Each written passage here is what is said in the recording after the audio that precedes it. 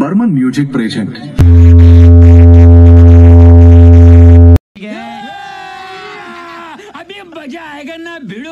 এরপরে জানাই বর্মন মিউজিকের সমস্ত স্টাফেদের ও মালিক বাবু তাপসদার পক্ষ থেকে এখানে আসা সমস্ত ইউটিউবার দাদা ভাইদের ও বর্মন মিউজিক বক্স লাভাদের জানাই আন্তরিক প্রীতি, শুভেচ্ছা ও অভিনন্দন।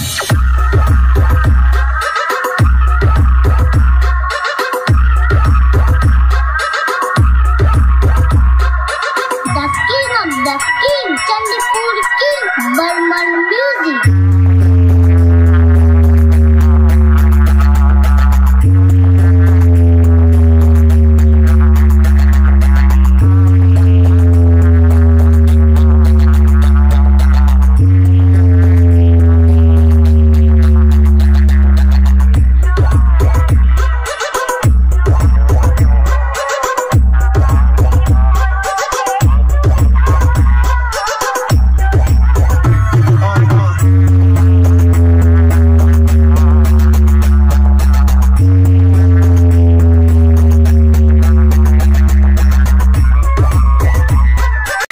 अफजल रिमिक्स केसपुर से।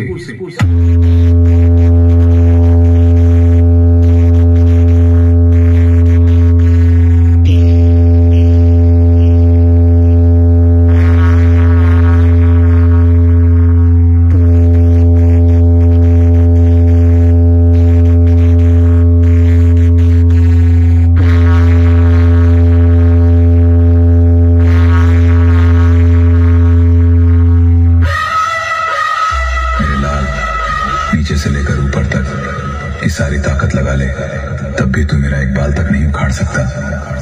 और मैं उखाड़ने पर आ गया तो तेरा पूरा खानदान उखाड़ फेंकूंगा, समझा मेरे लाल।